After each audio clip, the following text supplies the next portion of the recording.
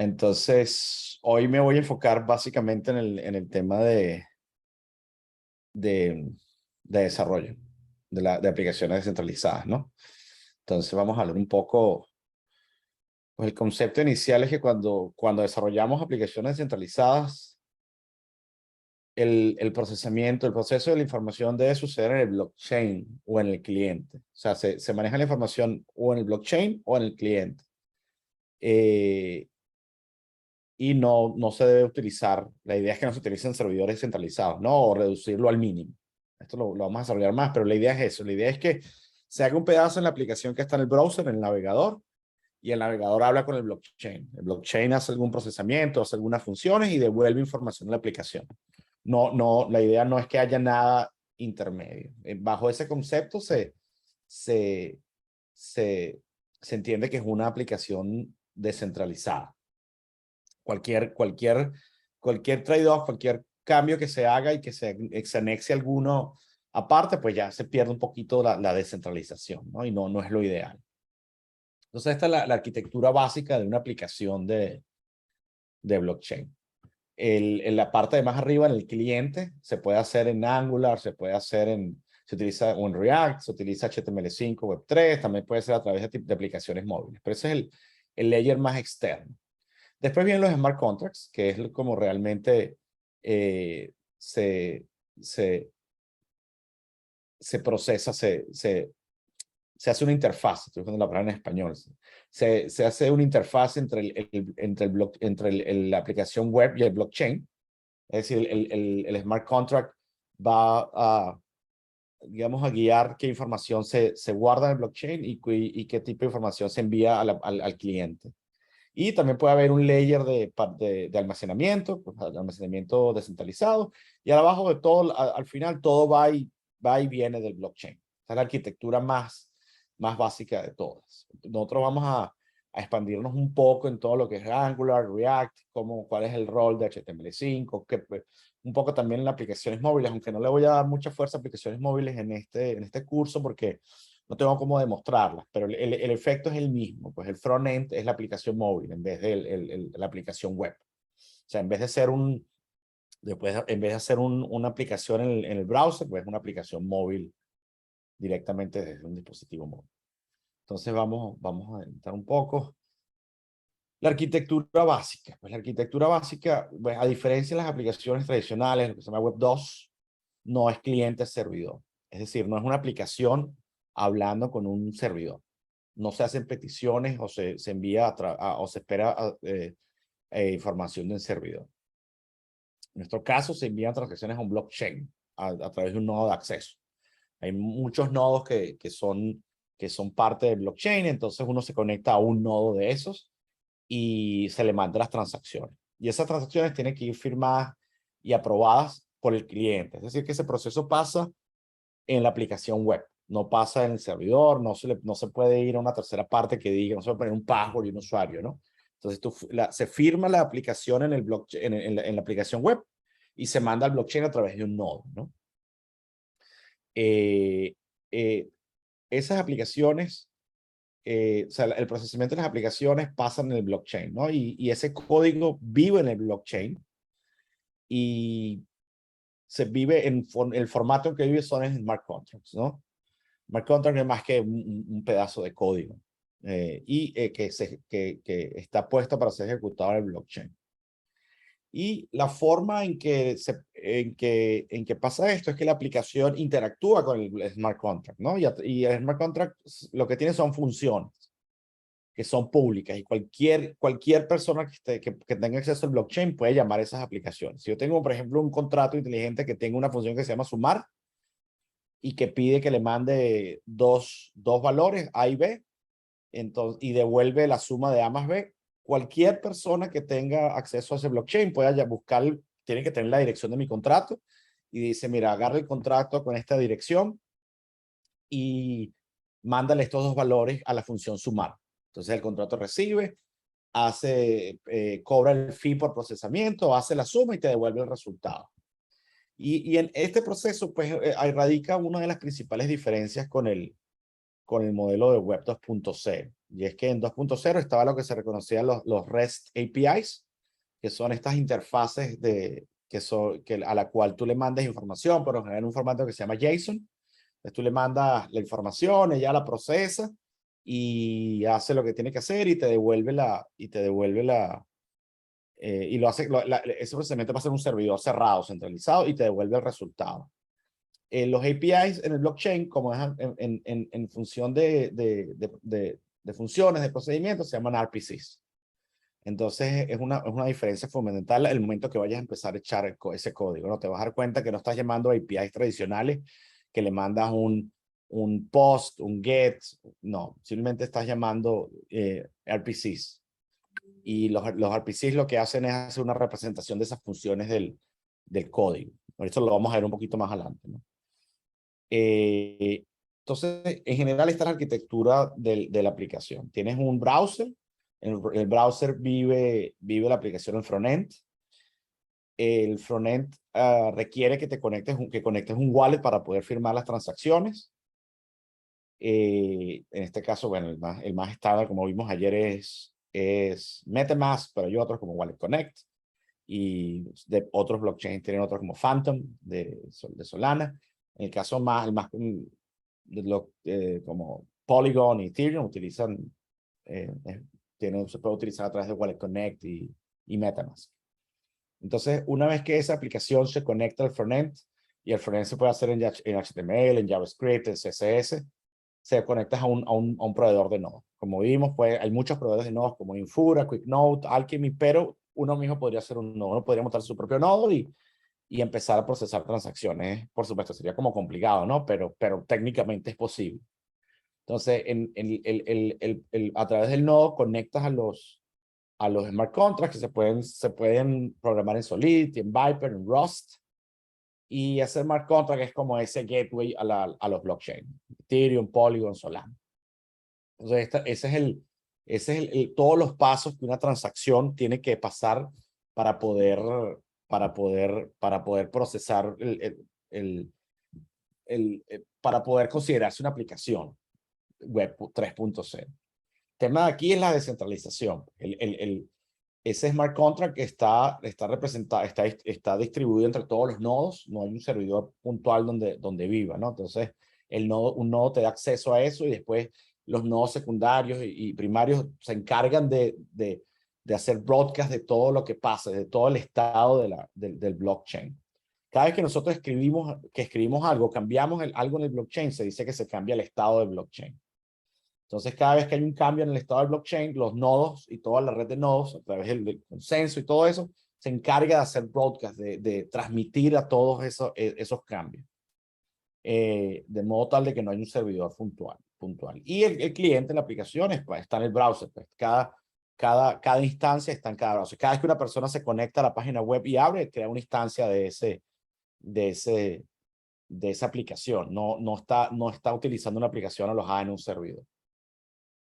Como darán cuenta, yo constantemente hago énfasis en el tema de descentralización, porque a la larga todo esto tiene sentido si estamos descentralizando. No tiene sentido si lo ponemos en un servidor. Yo pasé al principio, siempre mi primer reflejo era, bueno, cada vez que se me enredaba algo o algo se ponía bastante difícil o poco amigable para el usuario, pues mi tendencia era tratar de centralizarlo, pero eventualmente la presión siempre dice, no, mira, esto no puede ser así, queremos que sea descentralizado, o sea, queremos que sea trustless. Entonces, si ustedes deciden agarrar el camino como desarrollador de cripto, van a tener esa misma presión, pues tratar de pensar siempre de que si hay algo que está centralizando, pues tienes que buscar la forma de descentralizarlo, buscar la forma de que se pueda hacer en el smart contract o buscar la forma que se pueda bajar a la aplicación en el browser. Eso es importante. Es un concepto un poco más filosófico, pero es la base de todo esto, ¿no? Es eso. El motivo es que tenemos que hacerlo descentralizado, si no, bueno, volvemos al formato anterior y no estaríamos logrando nada con esto, ¿no? Se pierde sentido si no es completamente descentralizado o lo más descentralizado que se pueda. Entonces vamos a hablar un poquito más de los smart contracts, ¿no? Como dije antes, el smart contract no es más que un archivo de código que puede ser ejecutado en blockchain. Es un archivo de código, ya, ahorita no sé si nos da tiempo hoy, para ver uno puntual. Si no, lo vamos a ver mañana, pero es un pedazo de código como lo harías en cualquier, en cualquier otro lenguaje de programación. Los lenguajes de programación más populares son Solidity y Rust. Viper también es bastante, pero realmente para lo más cercano a nosotros, Solidity es el principal. Y bueno, Rust también. Y Rust ha tenido algo de relevancia hacia el lado de Ethereum también, porque está una nueva serie de, llamémoslas, de tecnologías como Zero Knowledge y eso, que a pesar que también utilizan Rust independientemente de que los smart contracts siguen estando en Solidity. Entonces, yo creo que ahorita son los más importantes. Solidity, ambos son, tanto Solidity como Rust, son, que se puede decir lo que se llama statically typed. O sea, la definición de los tipos es completamente estática. Es decir, por ejemplo, en JavaScript, que es uno de los más populares, tú solo tienes que definir si es una variable, si es una constante. No tienes que decir si es un entero, si es un string, si es un array, no tienes que decir nada. Tanto en Rust como en Solidity tienes que especificarlo. Y en ciertos casos, por ejemplo, como los enteros, tienes que especificar el tamaño del entero. No tienes que decir si es de 8 bits, de 16, de 32, de 256. En ese aspecto un poquito más rígido y un poquito menos amigable que, por ejemplo, que JavaScript o que Python, ¿no? Y es indispensable que tengas, que se maneje eso y te cause conflicto. Si tratas de meter un entero de 8 con un entero de 256, la conversión no es automática todo el tiempo y muchas veces la compilación va a fallar. Entonces, es uno de los features más notables, una de las características más notables de estos lenguajes de programación. Y a diferencia de Rust, Solidity fue creado por gente del Ethereum Foundation y creció o nació específicamente para lidiar con todo esto de los blockchain, ¿no? Rust existe anteriormente a blockchain. Muchos lo veían como un sustituto o una alternativa de C++. Al bajo nivel, el manejo de memoria, Rust podría decirse que es un poco más seguro porque como acceso a la memoria, digamos que no quiero ahondar mucho, es bastante técnico, pero podría ser más seguro. De hecho, yo aprendí Rust no dentro del ambiente de blockchain, lo aprendí trabajando sobre hardware. Entonces, Rust es anterior, entonces lo que se ha hecho es como una adaptación, como que se utiliza para esto, pero Solidity sí fue creado nativamente para lidiar con el blockchain. Entonces, esto es una estructura básica de un contrato. Se define un contrato, puedes definir las variables y los tipos, las constantes, tienes que, como hablamos antes, esto es metacódigo, esto no es Solidity, lo puse bastante genérico para explicar una cosa que se vea más clara, no es completamente metacódigo. Defines un contrato, defines unas variables, una que puede ser un entero de 256, otro es un string, y defines funciones. Las funciones son como las defines en cualquier otro lenguaje. La diferencia, que no lo puse aquí, eso vamos a ver más adelante, es que estas funciones son públicas o privadas. Las públicas, cualquier persona que tenga el blockchain la puede llamar. Las privadas solo se puede llamar desde adentro del contrato. Pero para efectos iniciales vamos a suponer que esas son las funciones públicas, las funciones que alguien desde un web app la puede llamar. Entonces yo defino mi contrato, lo lanzo en el blockchain y cualquiera con acceso al blockchain puede llamar la función 1 y mandarle un parámetro. De repente el parámetro puede ser cualquier, un número, un string, y devuelve la variable 1. Digamos, puede ser que haya un procesamiento, hay una suma, una división. En ese caso, puede estar cambiando el estado del blockchain. Por ejemplo, si cambias el valor de la variable 2 en el contrato, por ejemplo, lo que hace es sumarle 1 a la variable 2, estás cambiando el estado del blockchain. Y eso importa por varios motivos, y más adelante lo vamos a ver en temas de gas y todo eso. Ahorita vamos a explicar qué es el gas. Es importante de que si la función cambia o no cambia el estado del blockchain. A modo genérico, un poquito más, se puede decir que si tu contrato escribe, estás cambiando el estatus. Si solo lee, no estás cambiando el estado del blockchain. Entonces, si escribe, tienes que pagar. Si leer es gratis. Escribir cuesta, leer es gratis. Lo pueden pensar de esa manera. Entonces, este contrato, esta es una definición bastante básica del contrato. Entonces, las aplicaciones, vamos a hablar un poco de las aplicaciones como tal, ¿no? las aplicaciones como tal se supone que sean completamente front-end. Es decir, la aplicación corre únicamente en el browser. De nuevo, no pueden correr en un servidor, ¿no? O sea, podrían correr, pero no es la idea y encontrarías algunos obstáculos. Pero la aplicación debe correr en el browser.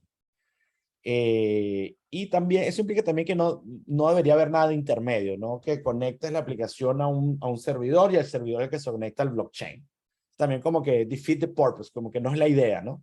La idea es que vaya del browser al blockchain. Eso es la idea principal, el concepto inicial de todo este tipo de aplicaciones. Entonces, otro concepto clave de esto, como la aplicación reside en el browser, las claves para firmar las transacciones, las que hemos hablado, las claves privadas, tienen que residir en el cliente. No estar en un servidor, no pueden estar alojadas, no puedes hacer login con Google. Las claves tienen que estar a nivel de aplicación del browser. ¿Qué significa esto? Significa que esto se puede hacer de dos cosas. Tú podrías decirle al usuario, mira, cada vez que vayas a hacer una transacción, escribe tu clave, pero como vimos ayer, las claves son largas y a diferencia de modelos más tradicionales, las claves por lo general representan dinero. Entonces, este approach es bastante inseguro y bastante poco práctico, porque a veces tienes que firmar varias transacciones. Entonces, si el usuario cada vez que tiene que firmar una transacción tiene que escribir la clave, pues sería difícil de utilizar. Otra es que puedas guardar la clave en la aplicación web, pero eso es supremamente inseguro. Probablemente te hackeen. Entonces la solución es este tipo de billeteras, ¿no? La billetera como MetaMask, que maneja las claves por ti, las tiene guardadas encriptadas y cada vez que necesites las llaves, la aplicación le dice al MetaMask, dámelas. La aplicación le pregunta al usuario, mira, ¿quieres darle la clave a la aplicación, a este software que estás utilizando? Y tú dices sí y se firma la transacción. Por eso es que las billeteras tipo MetaMask han agarrado bastante popularidad porque la aplicación reside en el browser. No puedes pedir, no puedes basarte en un servicio que lo haga por ti. Entonces, eso es un factor importante a entender por qué se utiliza el MetaMask. Muchas veces se van a encontrar con gente que no es de este mundo Web3, que son de Web2, y te dicen, oye, eso qué poco amigable es, ¿por qué tienes que utilizar MetaMask? ¿Por qué no ponemos fáciles? ¿Por qué no ponemos que la gente pueda poner un password? Porque estaría sacrificando descentralización, ¿no? Si yo pongo un password, significa que las claves están guardadas en un servidor, entonces ya estaría siendo tú el custodio. Entonces, si te las hackean, pierdes no solo tus claves, sino las claves de muchísimas personas. Hay miles de motivos por el cual no se debería hacer, pero el más básico es de que ya no sería descentralizado, pues ya sino básicamente alguien tiene control, porque si esa llave está guardada, tú no te la sabes porque es muy grande y está guardada en un servidor, digamos, de Google, y Google un día no te da acceso a esas llaves, pues no tienes acceso a tu dinero. Solo de esta manera tienes acceso a tus fondos y a tus assets en el blockchain. Pero es común. Para mí es casi que del día a día cada vez que estamos empezando. Viene alguien de UX, de diseño de experiencia de usuario y dice, oye, vale, esto es muy difícil de utilizar porque MetaMask nadie lo entiende y está basado en eso. Pues la gente no entiende quizás em, cómo el motivo de por qué se hace eso. Tú déjame ver las preguntas que están leyendo y las poniendo, las voy respondiendo. Los contratos se hacen en diferentes lenguajes, Beatriz, pero cada blockchain tiene una forma acepta un tipo de lenguaje, ¿no? Ethereum es Solidity, Polygon es Solidity, Solana es Rust. Entonces, Hyperledger tengo entendido que es Solidity también. La gente hace mucho que no veo Hyperledger porque es un blockchain privado y es un poco diferente, ¿no? Pero ellos utilizan algunas librerías que traducen lenguajes normales como Python y eso y generan la aplicación en formatos en smart contract. Pero en la pregunta que haces tienes que distinguir una cosa, lo que se hace en el cliente. Lo que hace en el cliente lo puedes hacer en Python, lo puedes hacer lo puedes hacer en JavaScript, lo puedes hacer en lo que tú quieras. Hay muchas librerías. Hay librerías en Java para hablar con el blockchain, todo eso. Lo que tiene que estar en Solidity o en Rust o en Viper es el smart contract que montas en el blockchain. Pero tu aplicación web lo que hace es que el website y la aplicación que se comunique con eso, lo puedes hacer básicamente en muchísimos lenguajes. Lo puedes hacer en Go, lo puedes hacer en JavaScript, lo puedes hacer de muchas maneras. No estás limitado. Entonces, eh, esa es la diferencia. Y eso es lo que estoy tratando de poner aquí. La aplicación web, como lo puse ahí, tiene dos componentes, el smart contract y el web app. El web app se lo puedes hacer, como dije ahorita, en varios lenguajes. El smart contract lo puedes hacer en el lenguaje que ese blockchain específico permite. En nuestro caso, que es Ethereum, Polygon, es solo en Solidity. Entonces, no sé si respondo a tu pregunta, pero después, si quieres, podemos ahondar más. Las billeteras son inseguras. La mayoría de los hackeos, esta es la respuesta a la pregunta Omar, la mayoría de los hackeos a las billeteras, por ejemplo, como MetaMask, es que hacen algo de social engineering. Te hacen creer que estás entrando a tu MetaMask, pero te confunden para instalar otro MetaMask, o crean un contrato y te hace que te conectes a ese contrato pensando que es otra aplicación, tú piensas que es la aplicación que quieres entrar, pero es una página igualita, y tú pensaste que estabas y conectas y te robaron las claves. Entonces, estás limitado a eso. La billetera no guarda datos como tal, más que las llaves. Los datos residen en el blockchain. Eso es importante. La billetera solo te da acceso a esos datos. Esos datos, esos assets son tuyos. La billetera solo dice, esos datos son de Omar. Esos datos son de Boris. Pero los datos a la larga, especialmente lo que tiene que ver, por ejemplo, con coins, están de alguna manera puestos en el blockchain. Los nodos providers son compañías o personas que ponen un nodo. Esos nodos tienen unas características puntuales. Por lo general tienen una copia de todo el blockchain. Entonces ellos pueden validar transacciones, procesar transacciones.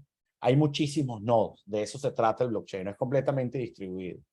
Entonces, para entrar al blockchain te conectas a un nodo y ese nodo se vuelve el gateway para distribuir, para buscar el consenso de esa transacción. Dice, bueno, Beatriz hizo esta transacción, díganme ustedes, vamos a validarla. Entonces empieza el proceso de validación. Es un poco más complejo que eso, pero es la idea básica, ¿no? Entonces, pero el node provider, por ejemplo, el más grande es el de Infura. No el más grande, pero quizás el más grande, quizás no sé, pero es uno de los más conocidos.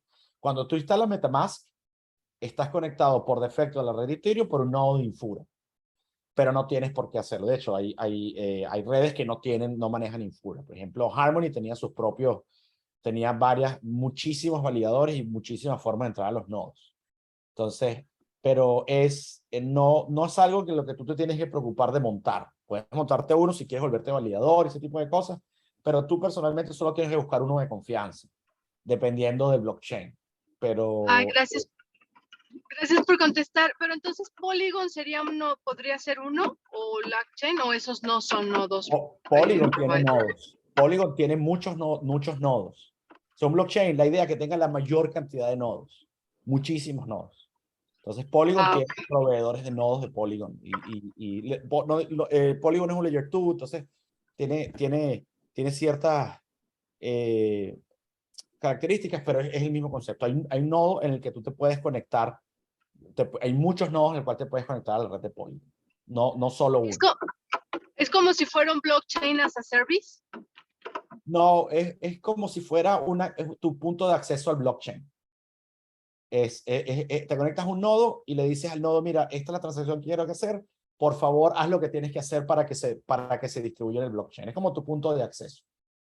Y ellos cobran por eso, ¿no? Ellos cobran fees por transacciones. Ahorita vamos a hablar un poco del gas y de cómo se cobran las transacciones. Pero ellos tienen un incentivo, es lo que hablamos ayer. De eso significa que sea trustless. Ellos tienen un incentivo de procesar las transacciones. Entonces, cuando ahorita si quieres, más adelante muestro cómo está conectado el MetaMask a Matic, a Polygon, para que veas un nodo un ejemplo, un address de un nodo de Polygon. Ahorita más adelante te lo muestro. Gracias. La clave no es, bueno, la clave técnicamente es hackeable, pero necesitarías un poder computacional gigantísimo. O sea, para que alguien adivine tu clave privada, las posibilidades de 1 en billones. Entonces, que te la adivinen es súper complicado. Hasta ahora nadie ha tenido ese problema. Me adivinaron la clave. Se la Escuché, quitaron. Esta respuesta a la clave, a la pregunta de Omar. Hay gente que se le han tenido acceso por social engineering, pues lo engañan, le dan la vuelta hasta que él mismo entrega la clave. Pero que te adivinen la clave del private key es bueno, casi imposible. Entonces, aún ningún blockchain ha sido hackeado de esa manera. Ha sido hackeado en otras áreas, pero de que se está adivinando la clave, no es posible. Se habla de cuando las computadoras cuánticas sean comunes, pues el modelo de private key se podría ir al piso, pero bueno, hay formas de lidiar con eso también. Pero si la clave privada en general, la larga que la adivinen, es súper difícil, es muy grande. Y es difícil, las posibilidades unen billones o trillones, es súper difícil. La forma que te la hackean es que te la quitan, te la acceso, te hacen creer por MetaMask no sé. Han habido muchas formas de robarle. Por ejemplo, en el hackeo de Harmony, tuvieron acceso a algunas de las claves, ¿no? Pero fue una cosa de social engineering que duró meses, por lo que tengo entendido. Por meses los confundieron hasta que un punto tal de que se conectó a no sé dónde y ahí agarraron la clave. Pero nunca pudieron poder adivinar la clave. Entonces, por eso es que el concepto de doble factor en temas de blockchain no tiene mucho sentido. Primero, porque tendrías que descentralizarlo. Y segundo, porque no es diferente. No es un password, no es un password de 12 palabras. Entonces, son 256 caracteres, una clave. Creo que esa es la medida exacta. Entonces, es diferente el tipo de problemas de seguridad que tiene las claves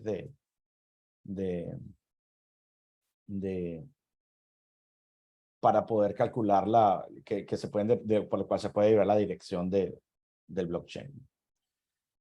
Bueno, seguimos con otra pregunta. Sigamos, yo le sigo contestando. Entonces, sigamos a la siguiente. Bueno, como quedamos en esta, pues, las claves se almacenan localmente. No se almacenan remotamente, no se almacenan en un servidor, y el motivo de que se almacenan localmente es porque la aplicación debe ser descentralizada. Entonces, dado que la aplicación tiene que correr en el browser, es necesario utilizar un framework que haga aplicaciones en el browser. Hay varios. React se ha vuelto como el más conocido, el más estándar, pero hay varios. Yo utilizo React. Son todos basados en JavaScript, porque JavaScript es digamos que el lenguaje de programación en el browser, de ejecución en el browser más popular, más común. ¿Qué significa eso? Que todo el código lo procesas localmente en el browser. No tienes que mandar un servidor. Entonces React está hecho para eso. Es un frontend, un framework de frontend. React maneja JavaScript, maneja TypeScript. TypeScript es una abstracción sobre JavaScript. ¿Qué significa? Es que JavaScript tiene ciertas cosas que son un poquito más complejas, entonces TypeScript creó un layer, una capa sobre eso para volverlo más fácil. Por ejemplo, tienes que especificar los tipos, cosas así, pero está basado en JavaScript. Y tú puedes hacer aplicaciones Web3 en React con JavaScript o con TypeScript sin ningún problema. A nivel laboral, cada mes hay más gente pidiendo que sepas TypeScript. Para mí la migración de JavaScript a TypeScript no fue nada complicada, la verdad. O sea, tuve que hacer, pero no, ya JavaScript, la migración a TypeScript no es tan complicada. Existen librerías de programación que te ayudan a eso, ¿no? No todo el código lo tienes que establecer. Por ejemplo, para hablar con el blockchain, para comunicarte, para mandar información al blockchain, para conectarte con la billetera como MetaMask o con el wallet, hay librerías que ya te ayudan a hacer eso, ¿no? Hay una muy buena que es la que es Ethereum, que se llama Web3, y hay otra que se llama Ethers. Estas dos, yo particularmente lo he utilizado los dos, y cuando empiecen van a ser el día a día estas librerías. Ambas permiten conectarte al blockchain, permiten seleccionar la red que te quieres conectar, todo lo puedes hacer desde ahí, te permiten levantar el MetaMask, todo eso. Entonces esa va a ser parte del día a día. Es un factor importante de hacer aplicaciones web, conocer las librerías. Estas dos son básicas, pero hay más. Yo voy a hablar de las más básicas y después más adelante, con el tiempo, uno va agarrando más, pero voy a hablar de las más básicas de nosotros. Una aclaración importante que es que al hacer la aplicación no puede integrar la parte del MetaMask o del Wallet Connect. No es parte de uno asume que el usuario o lo instaló o está dispuesto a instalarlo. Es decir, que estas aplicaciones, si la quieres correr y el usuario no tiene MetaMask o Wallet Connect o algo similar, no puede utilizar tu aplicación. Y no es universal. Es decir, si quieres que el usuario utilice MetaMask y Wallet Connect, tienes que hacer una integración para MetaMask y una integración para Wallet Connect a nivel de código. No es universal. Entonces, eso requiere algo de trabajo, pero es importante. No lo puedes hacer por ellos. Ellos tienen que, si tú solo aceptas Wallet Connect y él tiene MetaMask, no va a funcionar. Y viceversa. Si tú solo aceptas MetaMask y ellos solo tienen Wallet Connect, no pueden utilizarlo. Entonces, eso es importante. Lo digo porque en preguntas que me han hecho antes. Por ejemplo, ¿qué pasa si yo puedo como preinstalar? O sea, no, es imposible. Son ambientes completamente aparte. Entonces, eso es importante entender. Déjame ver aquí. Ok, entonces, hablemos un poco del gas. El gas son los nodos que procesan las transacciones, que llevan las transacciones al blockchain, que todo eso, ellos son compensados cada vez que lo hacen. Lo hacen por bloques, es un proceso un poco más complejo, pero ellos son compensados, ellos lo hacen por eso, ¿no? La persona que se monta un nodo no lo hace solo porque creen en el blockchain y la descentralización, sino lo hace porque tiene un beneficio económico. Y es parte de la idea que esto sea trustless, ¿no? De que todo el mundo tenga un incentivo para hacerlo y el incentivo sea acorde al trabajo que hace. Entonces, esas tarifas, esos fees, son conocidos como gas. Entonces, cuando yo hago una transacción, por eso habíamos hablado hace poquito de de cambiar el estado del blockchain. Cada vez que hay una transacción que escribe o cambia el estado del blockchain, alguien tiene que hacer el cambio en el blockchain. Alguien tiene que propagar la transacción. Esos son los validadores, esos son los nodos, y ellos cobran por eso, porque hay que hacer un procesamiento, hay que utilizar computación. Ellos utilizan esas computadoras para hacer eso. Entonces, ellos cobran un fee, ese fee se llama gas. Entonces, ese gas lo tienes que pagar cada vez que haces algo que modifica el estado, que escribe. Leer es gratis. Si hay una información que está en un smart contract y la quieres leer, no tienes que pagar gas. Pero si quieres escribir o cambiar o hacer un cómputo en el blockchain, tienes que pagar el gas. Esa es la idea fundamental.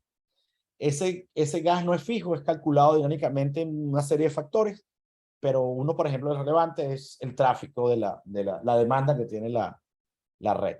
En términos elementales es una subasta. Cuando hay muchas transacciones y tú quieres que tus transacciones vayan primero, puedes pagar más.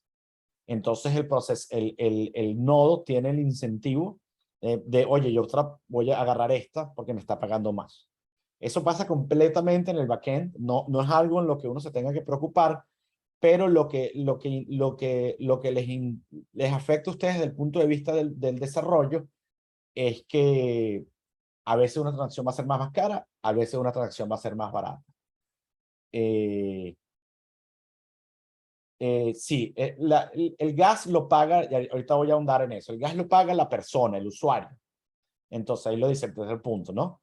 Y lo paga en el momento que se realiza la transacción. Entonces, por ejemplo, eso significa que para cuando realiza una transacción tiene que haber suficientes fondos en mi billetera para pagar el gas y para cubrir el costo de la transacción.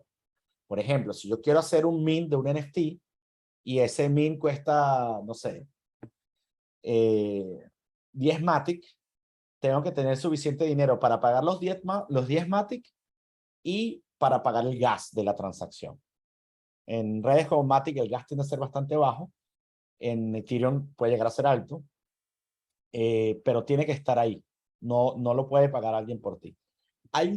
Esto también es un tema súper importante. Hay compañías, sobre todo las compañías de juegos, que tienen que hacer muchas transacciones constantemente. viven con el hecho de cómo hacer gasless transactions. O sea, por lo general, cuando hablan de transacciones sin gas, es que el gas no lo tenga que pagar el usuario, sino que el dueño de la plataforma del juego cubre el bloque de muchas transacciones, cubre el gas y después se lo cobra al usuario de alguna u otra manera. Pero eso es, como digamos, una serie de artimañas que tienes que hacer en el backend. Pero por defecto, el que ya hace el cambio en el blockchain, tiene que pagar el gas. Como dijo ahorita, hay formas de manejar eso, pero la idea esencial es esa. Y la mayoría de los modelos funcionan aún así. Quiero comprar un NFT, tengo que pagar el gas, tengo que pagar el costo del NFT. Esa es la relevancia del gas. Y en muchos casos, dependiendo de la aplicación que va a hacer, puede ser un tema importante. Si esa aplicación, la persona pide transacciones de vez en cuando, pues no importa mucho porque no va a gastar mucho en gas. Pero si la aplicación de usted es un juego y una persona en una sesión de juego tiene que llamar, no sé, 50 veces al smart contract, tienen un problema. Porque entonces la persona tiene que pagar 50 veces gas. Y si así sea poquito, con el tiempo se puede acumular. Hay blockchains que son súper baratos en el gas, entonces no importa porque con 100 transacciones ni siquiera llegas a un centavo. Pero eso depende. Pero es importante. ¿Qué tan importante sea el gas para la aplicación de ustedes? Depende de la aplicación en sí misma. Pero siempre es un factor determinante. Uno de los casos es que si vas a comprarte un NFT y vale 10 y solo tienes 10, no lo puedes comprar. Y mucha gente, a veces el usuario que no entiende, dice, oye, pero ¿por qué no lo pude comprar si tengo 10 ahí? Tienes que explicarle, es que no tienes para cubrir el gas de la transacción. Y así sea 0,0001. Si no está ese 0,01, la transacción no pasa. Entonces es importante tener en cuenta el gas dentro de esas aplicaciones. Entonces, ahorita voy a hablar de la aplicación web. Lo que hablamos antes es el formato del contrato. Ahorita voy a hablar de cuál es la configuración de una estructura de una aplicación web. Esta aplicación no corre en el blockchain, corre en el browser. Esto se puede hacer en cualquier lenguaje de programación, en teoría. El más fácil, definitivamente, son los que están basados en JavaScript. No, esto es solo cripto. Yo cuando hablo pagos aquí, yo supongo que la persona tiene cripto en la billetera. ¿Cómo consiguió ese cripto? Pues va un poco más allá de lo que estamos cubriendo ahorita. Podemos hablar de eso. Se lo compraste a un amigo, se lo compraste a Coinbase, se lo compraste a Binance, como sea. Pero yo estoy asumiendo aquí que esos fondos son en la moneda nativa de ese protocolo. Es Matic, es Ethereum, One de Harmony, es lo que sea. Pero esos pagos son solo estoy hablando de eso. El ramping, el proceso de montar fondos con dinero, con fiat, es otro proceso que va más allá de lo que estoy hablando ahorita. Estos son conceptos esenciales. Y se supone que estamos hablando siempre de moneda nativa. Matic, Ethereum, incluso Bitcoin. Pero esa es la idea. Entonces, una estructura básica de una aplicación web. Primero importas las librerías que vas a utilizar para conectarte con el blockchain. Aquí digamos una librería, las importas, aquí le estoy poniendo este alias de lib, y después creo una instancia de un contrato, y para crear esa instancia del contrato, miren lo que estoy haciendo aquí. Estoy utilizando la librería lib para conectarme al blockchain y le doy la dirección de mi contrato.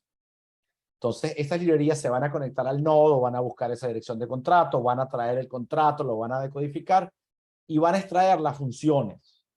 Entonces, en mi función descentralizada 1, lo que estoy haciendo es llamar a la función 2 del contrato. Entonces, este más mío es medio molestoso. Entonces, aquí es como pasarían los dos, ¿ves? Entonces, fíjense esta función 2 del contrato, la estoy llamando desde la aplicación web. Utilizo la librería para conectar el blockchain a la dirección de mi contrato. Mi contrato es este contrato que tengo a la derecha. Y esto que estoy llamando aquí, del contrato, llama la función 2. Y le estoy mandando un parámetro. Es así es la esencia de la comunicación. Es yo más adelante, mañana, hoy no me da tiempo, mañana voy a hacer ya contratos directos en Solidity. Entonces vamos a ver cómo se manejan los fees. Los fees pueden ser un poco complejos, pero mañana vamos a hablar de fees. Lo que pasa es que ese código puede llegar a ser un poco complejo, pero mañana voy a ahondar más en código ya en Solidity directo. Lo vamos a hacer en Remix y lo van a poder ver como ustedes. Pero por lo general hay funciones, te puedo hacer un intro. Estas funciones estas librerías como Web3, que te dan funciones que te permiten calcular el gas. Siempre, como el gas cambia constantemente, nunca es 100% exacto, pero es un muy buen aproximado. Pero siempre hay un diferencial pequeño entre el momento que calculaste el gas y el gas que cobraron. Bueno, en general es imperceptible, pero puede llegar a ser, en algunos casos puede llegar a ser grande y es algo de lo que se puede vivir. Hay términos para eso, pero mañana eso sí solo se puede ver en código como tal. Entonces yo mañana voy a expandir un poco sobre eso, ¿vale? Entonces esta es la estructura básica de los dos componentes de una aplicación Web3. Creas un código, esto por lo general en el browser, que por lo general es JavaScript, que hace una instancia del contrato. Esa instancia del contrato se conecta al blockchain, llama al contrato que está en el blockchain, llama a la función, le manda los parámetros, el procesamiento pasa en el blockchain y después el resultado se devuelve al browser. Así es que funciona. Esta es la estructura básica de una aplicación web. De nuevo, es más complejo, pero yo creo que esta es la simplificación. Lo traté de simplificar lo más posible para que se entendiera. Yo al principio no lo ve, pero cuando lo vi de esta manera es que entendí, claro, ya entiendo cómo funciona esto. La abstracción del contrato, se hace una abstracción del contrato local y ejecuto, pero a la larga la computación se hace en el blockchain. Digamos, como puse aquí, digamos que la función 2 cambia el valor de la variable 2, esta que tengo aquí arriba.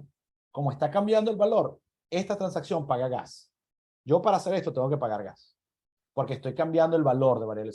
Si cambié el valor de la variable 2 de 5 a 10, significa que el contrato ahora tuvo que cambiar el estado del blockchain. ¿Qué significa el estado del blockchain? El estado anterior del blockchain había un contrato que se llamaba incontrato, que tenía una variable 2 que valía 5. Ahorita ese contrato tiene la misma variable 2, pero ya no vale 5, vale 10. Y todo el blockchain se tiene que enterar de eso, porque es distribuido. Entonces se está cambiando, entonces alguien tiene que pagar por eso. Entonces, por eso es que paga gas, porque hay que actualizar el estado del blockchain. Entonces vamos a ahondar un poquito más en el tema de desarrollo, se me está acabando el tiempo, pero las herramientas básicas del desarrollo son, necesitas un ID es el sitio donde vas a echar el código.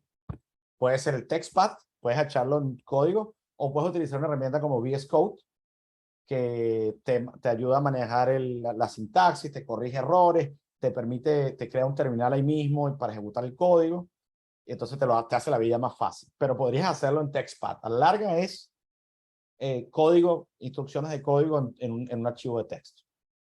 Un framework es un ambiente de desarrollo que una vez que ya creaste el contrato, te permite compilarlo, te deja, si tienes una aplicación de React, te deja conectarlo localmente a ese nodo local, porque crea un nodo local para que lo puedas probar fácilmente. Y bueno, perdón, me confundí. El framework es React, es el que permite echar código ahorita más adelante voy a hablar de los otros. Te permite echar el código en JavaScript. Las librerías Web3 son las que hablé anteriormente. Las más básicas son Web3 y ITERS, pero están otras como Hardhat y Truffle. Estas son las librerías que te permiten hacer esto que dije, crear un nodo local, probar localmente, hacer test cases y todo eso. Hay otras librerías como OpenZeppelin, Chainlink, que te traen funcionalidades adicionales. OpenZeppelin te trae como unos templates, oye, no se me olvidó la traducción de template, como unas plantillas de contratos ya hechos en el cuales te puedes basar. Y estos contratos de OpenZeppelin están probados de seguridad, son estándares. Entonces, por ejemplo, si vas a hacer un contrato estándar como ERC20, utilizas el de OpenZeppelin. No corres el riesgo de hacer el tuyo mismo porque puedes cometer un error de... Mañana, una de las cosas que voy a ahondar en seguridad, porque la seguridad es clave en blockchain más que en otros ambientes. Y Chainlink tiene librerías que te permiten traer información de una cosa que se llama oracles, que son información externa. Por ejemplo, puedes traer información no sé, Pues Chainlink te permite una cosa importante, te permite crear números aleatorios, random, que en Solidity es imposible. O sea, no se puede hacer, tienes que jalarlo de Chainlink o de otro proveedor. Chainlink tiene ese tipo de servicio. Te da eh, mm, conversion rates. Por ejemplo, si quieres saber cuánto cuesta convertir un Ethereum en Matic, Chainlink te da esa información también. Ese tipo de librerías son importantes.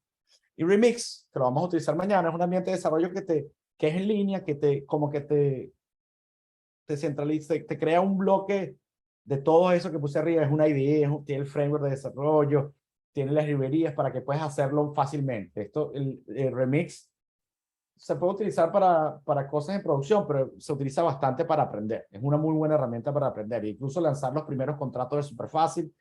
Y es fácil, cuando aprendes a utilizar Remix, rápidamente entiendes el concepto de los RPC y cómo llama funciones en el contrato. Entonces, estas son las herramientas básicas. Voy a hablar un poco más en detalle de cada una, ¿no? VisiCode, como les dije, es robusto, es súper bueno, es bastante ligero. Tiene muchísimas extensiones que puedes poner por lenguaje. Tiene extensiones para Solidity, tiene extensiones para Rust, tiene extensiones para JavaScript, para TypeScript.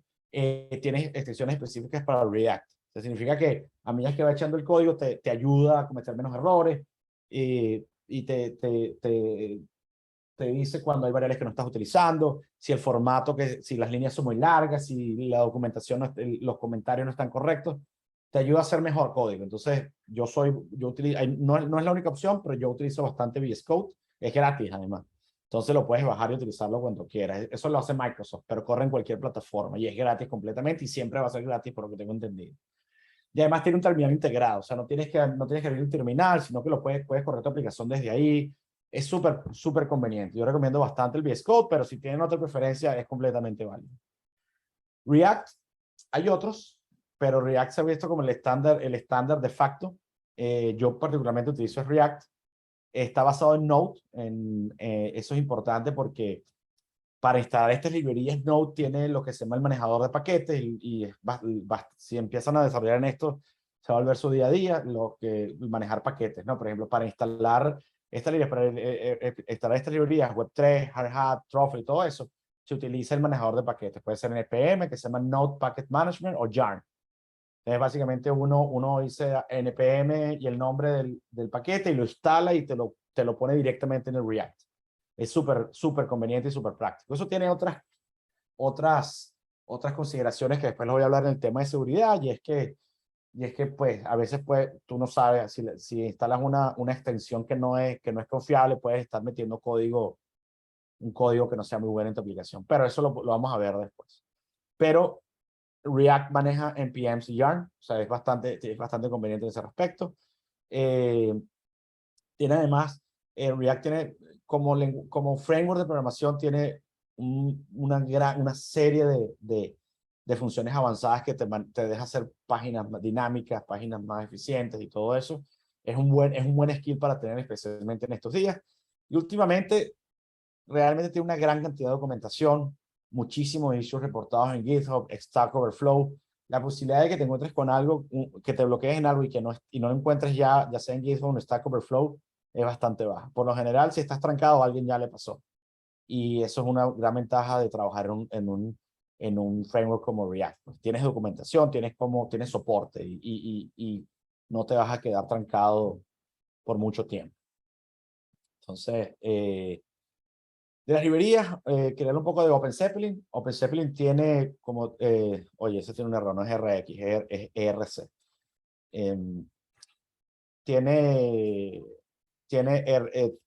OpenZeppelin lo que tiene son un montón grandísimo de contratos. Tiene RC3, 721, 1155 y una cantidad adicional gigante de contratos que puedes utilizar. Como dije antes, cometer errores en un contrato, en un smart contract, no solo es fácil, es fácil cometerlo, difícil identificarlos y las consecuencias pueden ser grandísimas. Uno de los bugs más grandes en un contrato, el más conocido, es en el del DAO, que fue uno de los primeros y se perdieron decenas de millones de dólares. Y el error fue una sola línea. Y no solo que la línea estaba mal escrita, sino que estaba puesta en el sitio incorrecto. Entonces, OpenZeppelin ha creado una serie de contratos que están probados, auditados, entonces siempre es buena política basar los contratos en OpenZeppelin.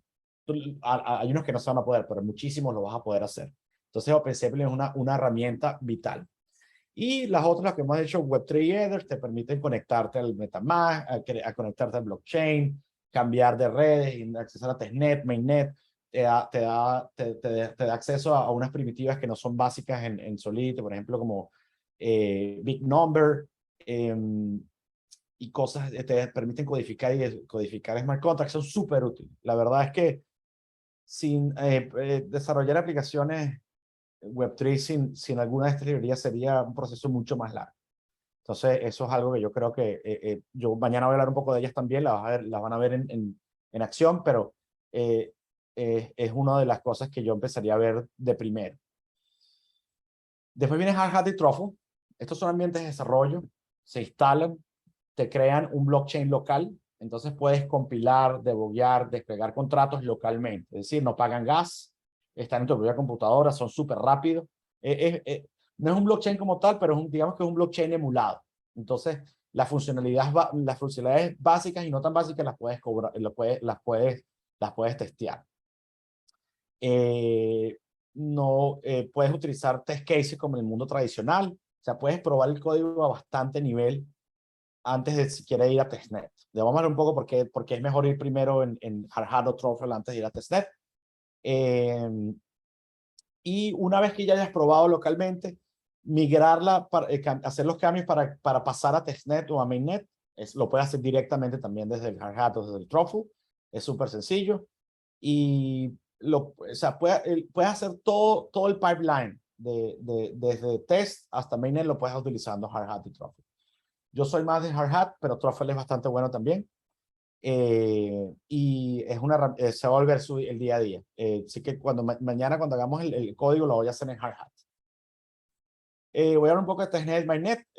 Testnet y Mainnet son blockchain como tal. Testnet es un blockchain de pruebas, no es tan seguro, entonces solo es para probar aplicaciones, no es para hacer ir en producción. La diferencia entre hacerlo en testnet y hacerlo local como en Truffle es que pagas gas, necesitas dinero, o sea, necesitas fondos, necesitas Ether, necesitas Matic. Por lo general, para testnet lo puedes conseguir gratis, se llaman faucets, los pides y te los dan, entonces puedes hacer todas tus pruebas como si fueran en mainnet. Pero es un poco más lento, siempre tienes que tener fondos en la cuenta, a veces se te acaban. Hacer 10.000 tests en local es mucho más rápido, hacer 10.000 en testnet es un poquito más complicado. Entonces, el testnet es como el segundo paso. Cuando ya hiciste la mayoría de las pruebas y necesitas ya probar en un ambiente de blockchain live, testnet es el sitio donde ir. Y es una red completamente independiente. O sea, no es que después migras tu aplicación a mainnet. No, o sea, una vez que haces testnet y quieres ir a mainnet, tienes que volver a hacer todo el deployment desde cero. No migras nada. No existe un proceso de migración. Simplemente pasas de una a la otra. Y bueno, es importante entender el concepto de testnet y mainnet porque a la larga el pipeline de pruebas lo haces local, utilizas Hard Hat, Truffle local, después pasas a testnet. En testnet la aplicación la puedes poner pública. ¿Me entiendes? Le puedes decir, la gente puede empezar a utilizarla de una en testnet. Y entonces ya puedes utilizar beta testers, utilizar gente de afuera, y antes de pasar a mainnet, y ya cuando estés listo, pues vas a mainnet. No sé si me da tiempo, pero voy a tratar de ir rápido.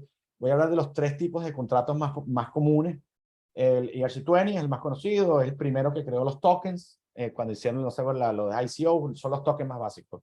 El contrato estándar tiene una definición muy básica, defines el nombre, la cantidad de decimales que utilizan. Mañana voy a ir un poco por qué importan los decimales, porque Solidity no es muy bueno manejando números no enteros, entonces vamos a hablar un poco de eso. Entonces, para crear un token básico solo necesitas 3 cosas: el nombre, el símbolo y los decimales, y tiene la funcionalidad que te permite ver cuántos tokens tiene esa persona y hacer transferencias de tokens. Después crear esta gente que creó su propio token, la mayoría son ERC20. Y hay extensiones. OpenZeppelin tiene todas las extensiones. Te permiten hacer mints, quemarlos, etcétera, etcétera, etcétera. Tether y Chainlink son ejemplos de tokens ERC20. Estos tokens corren sobre, como son un smart contract, corren sobre una red. Son tokens de Ethereum, son tokens de Matic, etcétera, etcétera, etcétera. 721 es lo mismo, es un estándar de token, pero es non-fungible. Mañana voy a hablar en detalle la diferencia entre fungible y non-fungible, pero el 721 son non-fungible. Entonces son la base de lo que se conoce como los NFT. Tienen una funcionalidad similar. Puedes ver cuánto balance tienes, cuántas personas, puedes pasarlo entre personas, puedes hacer minting. Y además tienen la particularidad de que puedes crear metadata, puedes linkear imágenes, videos y todo eso. Por eso me imagino que está familiarizado con los NFT, pues los NFT tienen imágenes y eso, utilizan este estándar. Uno de los más conocidos es el INS de Ethereum, uno de los 721 más conocidos.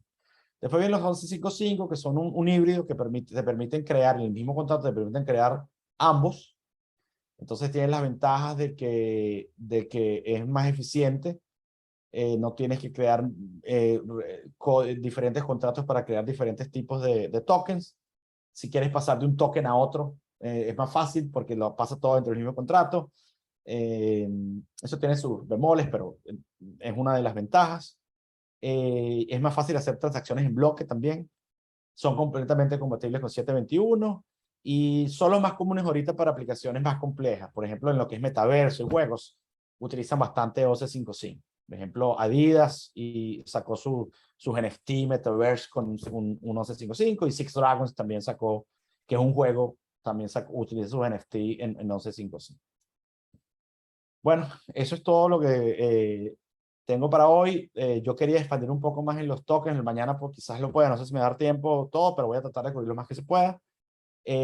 Porque la clase del viernes ya es solo React, es solo Web3. Entonces mañana tengo que cubrir todo lo que es Smart Contracts. Ya estoy sobre la hora, no sé si tienen algunas preguntas. Quedo disponible para eso. Muchas gracias, Boris. Chicos, ¿alguien tiene alguna pregunta, algún comentario sobre la clase del día de hoy?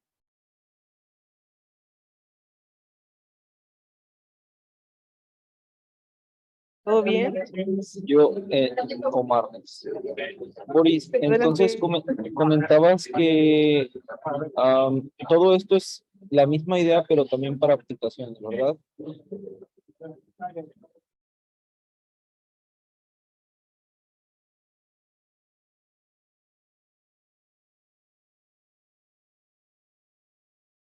Creo que está silenciado, Boris. Mute, Boris.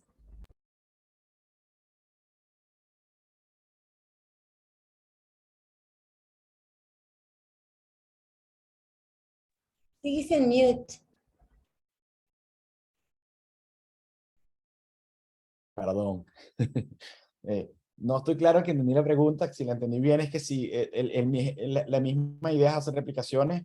Sí, la idea filosófica es la misma. Está haciendo aplicaciones que la gente puede utilizar a través de un browser. La diferencia es que una es descentralizada y otra es centralizada. Y las implicaciones de que sea centralizada o descentralizada son grandes. Pero filosóficamente lo que estás creando es lo mismo. Son aplicaciones que la gente se conecta a un website y hace algo. Juega, compra algo, lo que sea. Pero la idea fundamental es la misma. Simplemente el paradigma, la idea detrás de eso es diferente. Una es centralizada y otra es centralizada. Pero el producto a la larga, visto desde quizás zoom out, el producto es el mismo. Una aplicación, un software que corre, un servicio que presta.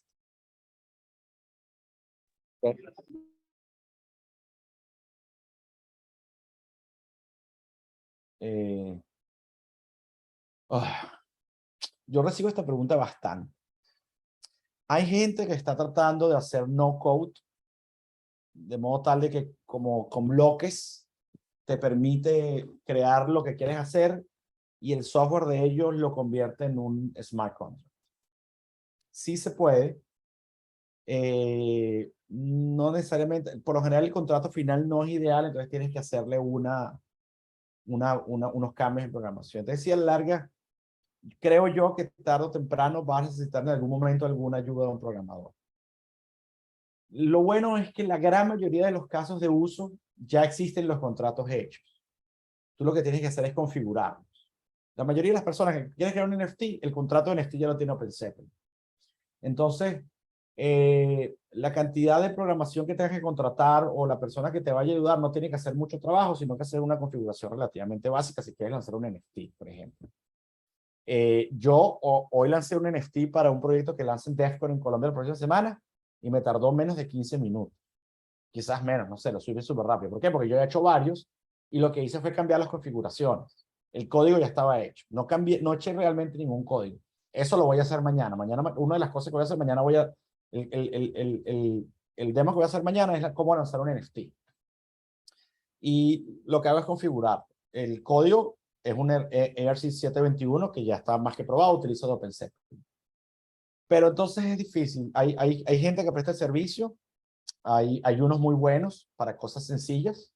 Por ejemplo, hay servicios que te permiten quieres lanzar tu token. Entonces vas a la página web de ellos, pones las cosas básicas del token, cómo quieres que se llame, cuántos tokens quieres sacar y todo eso. Y ellos generan el contrato y te lo montan en el blockchain y te dan toda la información, la dirección y todo eso. De ese respecto, hay cierta cantidad de smart contracts que puedes hacer sin saber programar. Si necesitas algo más específico, que no es estándar, que no está cubierto en ninguno de los contratos bases, pues sí te va a quedar un poquito más difícil. Vas a necesitar aunque sea algo de ayuda. No sé, yo nunca he probado uno de estos no-code. Me han hablado bien, me han hablado mal. Hay unos que deben funcionar. Mira, a la larga, si tú vas a lanzar un producto la seguridad es importante, hay servicios que se llaman de audits, de auditar los contratos. Todo el mundo tiene que pasar por eso. Si tú estás utilizando un contrato que no es estándar, todo el mundo, tú o la compañía que tenga los mejores desarrolladores del mundo, siempre pagan por una auditoría. Hay que auditar. Porque necesitas expertos en seguridad. Necesitas gente que se especialice en seguridad. O sea, al menos que tú tengas un experto de seguridad interno, que muchos estados y compañías no lo tienen, tienes que mandarlas a auditar. Hay auditorías que son baratas, hay auditorías que son más caras. Mucha gente, yo una vez trabajando en Harvard di un grant, no me acuerdo de cuánto dinero, pero un dinero considerable y casi el 90% del dinero se fue en pagar las auditorías. Claro, sus contratos eran bastante complejos, eran de DeFi, de finanzas descentralizadas, entonces el nivel de seguridad era altísimo. Pero para lanzar un NFT, para lanzar unos tokens, que contrates a alguien para hacerlo y una auditoría sencilla. Si utilizas solo contrato de OpenZeppelin, quizás ni siquiera necesitas, si no has cambiado nada, solo configuraste, no necesitas ni siquiera auditarlo. Pero no es inseguro. Si buscas gente de confianza, siempre hay gente que te pueda recomendar. Si necesitas desarrollar algo, yo te voy a recomendar gente que desarrolle. Siempre vas a conocer a alguien que te diga, mira, desarrolla con esta gente. Pero si no lo sabes hacer, tienes que recurrir a un tercero siempre. Pero es posible, no serías la primera. Muchísima gente recurre a un third party para hacer eso. La sesión de mañana va a ser un poco técnica, pero voy a tratar de mantenerla no tan abstracta, no tan oscura. Pero sí va a ser código, va a ser ya técnica. Y va a ser en remix. Entonces, o sea que lo que yo haga lo pueden seguir fácilmente sin instalar nada, no tienen que instalar nada. Solo entrar en la página de Remix, lo primero que voy a hacer es ponerlo mañana. Ustedes entran y pueden ir siguiendo los pasos que yo voy haciendo por su lado sin necesidad de hacer nada. Lo único que sería bueno es que tuviera una cuenta de MetaMask con algo en testnet, pero si no lo saben, eso no importa, eso lo voy a hacer yo mañana en testnet y agarren algo de fondos con un faucet. Más nada, de resto no tienen que instalar nada, no tienen que hacer nada, lo vamos a hacer en Remix. ¿Alguna otra pregunta? Sí, Boris, entonces para la sesión de mañana no requieres que los chicos descarguen algún software o que estén preparados con algo, ¿verdad? No, lo vamos a hacer porque, bueno, que tenga una cuenta de Matic en MetaMask ayudaría, porque nada más tengo una hora, ¿no? Entonces, Okay. en la cuenta en testnet, no en mainnet, ¿no? Porque para que puedan agarrar fondos gratis, no tengan que pagar dinero para esto ni nada. Entonces, en testnet, y ya. Pero igual yo lo voy a explicar, voy a tratar de hacerlo rápidamente. O sea, lo primero que voy a hacer es crear una cuenta en MetaMask con Matic y ir un faucet y agarrar algo de fondos. Y después hacer un contrato rápido en Remix. Entonces, no hace falta que instalen nada, no hace falta. Ok, buenísimo. Entonces, pues, mañana tú nos vas guiando paso a paso. Perfecto. Listo. Bueno. Pues si no hubiese algún comentario más de parte de los chicos o tuyo, Boris, muchas gracias por la conversación del día de hoy. Ok. Bueno, muchas gracias y bueno, suerte. Nos vemos mañana. Gracias.